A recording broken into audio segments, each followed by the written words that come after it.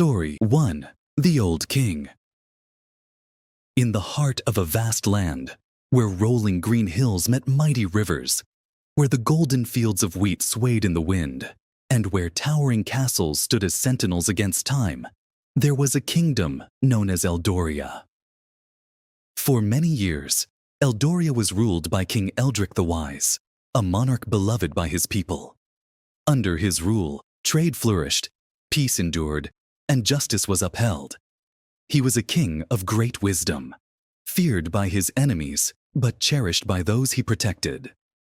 Yet, as all things must bow to time, so too did King Eldric. His once mighty hands now trembled with age.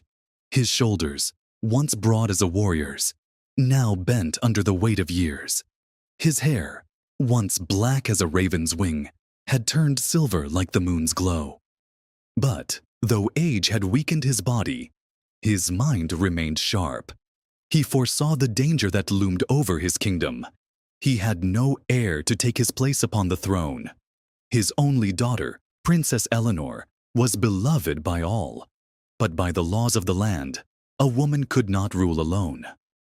The lords of Eldoria whispered among themselves, plotting and scheming, each hoping to place himself upon the throne when the old king breathed his last. Eldric knew that if he did not name an heir soon, the kingdom he had built would crumble into war and ruin. Thus, he made a decision. He would not leave his throne to blood, but to worth. One morning, as the first rays of the sun bathed the castle towers in gold, the king summoned his council. Lords, knights, scholars, and noblemen gathered in the great hall. Their eyes gleamed with curiosity and ambition, for they knew that an announcement of great importance was coming. With a heavy yet firm voice, King Eldric spoke. "The time is near when I must rest these old bones and lay down my crown. Yet I shall not leave Eldoria to war and discord. I seek a man who is wise in thought, courageous in heart, and kind in soul. Let all who believe themselves worthy come forth, and by trial the next king shall be chosen." A great murmur spread through the hall. Many noblemen, young and old, smirked, believing that they would soon sit upon the throne. But the king did not seek wealth, nor noble birth, nor fame. He sought a ruler fit for the land, not one who merely desired power. Thus, the proclamation was spread across Eldoria. Messengers rode to the farthest villages, towns, and cities. "Come forth, men of virtue, and prove thy worth," they cried. Many answered the call. Princes, knights, scholars, warriors, and even commoners made their way to the castle, each dreaming of wearing the golden crown. Among them was a simple shepherd named Edwin. For weeks, the castle gates were flooded with men seeking to prove themselves. Some came in carriages of gold, draped in silks and jewels. Others rode mighty war horses, clad in armor that shone like polished silver. Edwin, the shepherd, came on foot. His clothes were plain, and his only possession was a simple wooden staff. He was a man of humble birth, but his heart was strong, and his spirit was noble. When he arrived at the castle, the lords scoffed. "A shepherd among kings? What jest is this?" They sneered, but the king did not laugh. His keen eyes saw beyond riches and appearance. He allowed Edwin to stay, for he knew that greatness often lay where least expected. To find the one true ruler, the king devised 3 great trials. The trial of wisdom, to test the mind. The trial of courage, to test the heart. The trial of kindness, to test the soul. Only he who passed all 3 trials would sit upon the throne of Eldoria. On the first day, the challengers were brought to the great hall. Before them sat the king, and on a table lay 3 objects: a golden goblet filled with fine wine, a sharp sword gleaming in the light, an old book, its pages worn with time. The king looked upon them and said, "A ruler must know what is of true worth. Choose one, and tell me why it is the key to ruling a kingdom."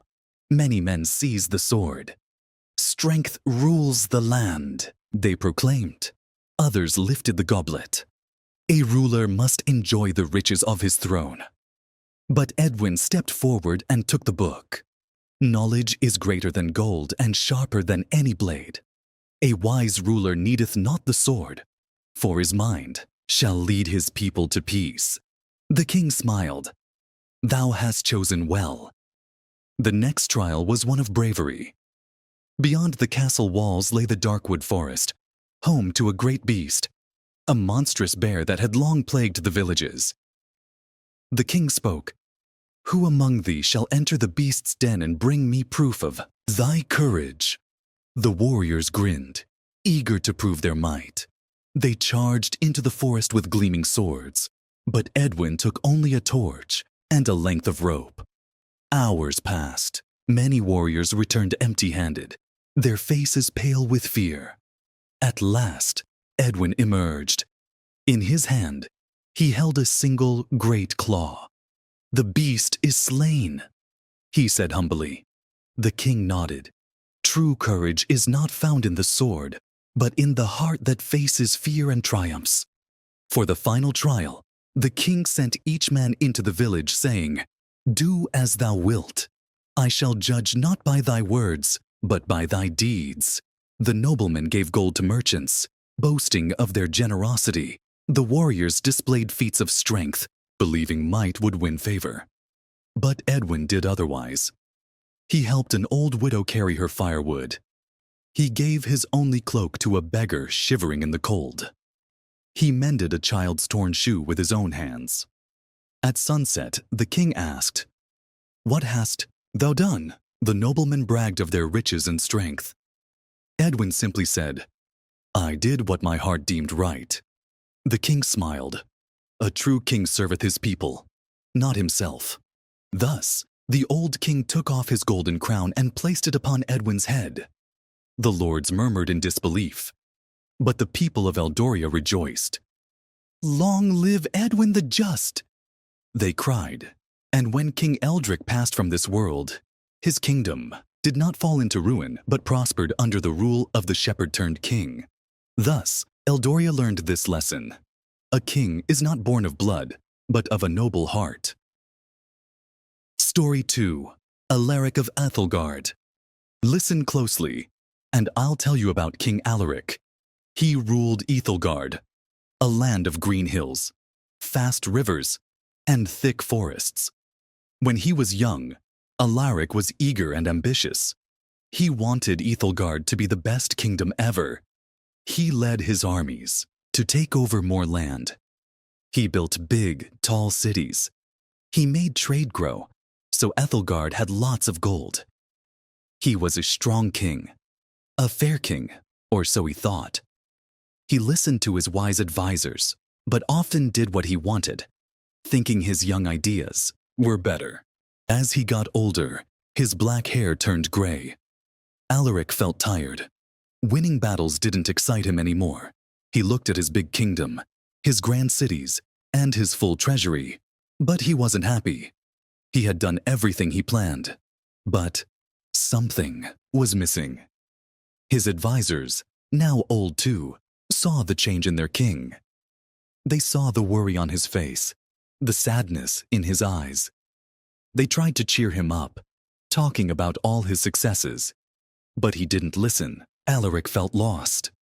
One sunny fall day, when the leaves on the trees turned yellow and red, Alaric left his castle. He wore plain clothes and carried a walking stick. He wanted to see his kingdom, not as a king, but as a regular person. He walked for days, through busy towns and quiet villages, over hills and next to rivers. He talked to farmers, shopkeepers, and children. He heard their stories, their happy times, and their sad times. He ate with them, slept in their simple homes, and learned about their lives. In a small village by a shiny lake, Alaric met an old woman. Her face was full of wrinkles, but her eyes were bright. She lived alone in a small house, growing herbs and flowers. Alaric felt drawn to her peaceful way. "Mother," he said, "you seem happy, even though you live a simple life." The old woman smiled. "My son," she said, "happiness isn't about gold or power. It's about enjoying the little things. The warm sun, a pretty flower, a kind neighbor. Those are the things that make you truly happy." Alaric thought about her words. He had spent his life chasing big things, thinking they would make him happy, but he had missed the small joys all around him. "But what about my kingdom?" he asked. "I'm a king. I'm responsible for my people." A king's real job, the old woman said, isn't to get rich or take over lands. It's to help his people with kindness and understanding, to listen to them, to make their lives easier, and to create a fair and peaceful place. Alaric felt something change inside him. He realized he had been so busy with his own goals that he had forgotten what being a king really meant. He stayed with the old woman for weeks, learning from her, listening to her stories, and helping her in her garden. He felt a peace he had never known before. Finally, it was time to go back to Ethelgard. He thanked the old woman and promised to remember what she taught him. He left the village feeling sad, but also with a new purpose. When Alaric got back to his castle, he was a different man. He was still a strong and wise ruler, but his focus had changed. He no longer wanted to make his kingdom bigger or richer. Instead, he wanted to help his people. He listened to their problems, he fixed their troubles, and he worked hard to make their lives better. He built schools and hospitals. He helped artists and craftsmen. He brought his kingdom together. He learned to love the simple things. A beautiful sunrise, children laughing, time with his friends. The people of Ethelgard saw the change in their king. They saw the kindness in his eyes, the honesty in his words, and how hard he worked for them. They didn't fear him anymore. They loved him. They knew he was a true king, a servant of his people. As Alaric grew older, his hair turned completely white, but his heart stayed young. He ruled for many more years, bringing peace and happiness to Ethelgard. He wasn't driven by ambition anymore, but by love. He had finally found what he was missing, the key to real happiness.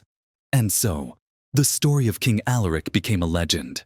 It's a story about a king who learned that real greatness isn't about power or money, but about helping others and being kind. It's a story about a man who realized that the best things aren't gold and jewels, but the simple joys of life. And it's a story that reminds us that true happiness isn't about what we have, but what we give. Because when we give, we get the best gift of all, love. And that, my friends, is the most precious thing a king, or anyone, can have. I hope you found this episode helpful. If you enjoyed it, follow English Guru for more learning tips. See you next time.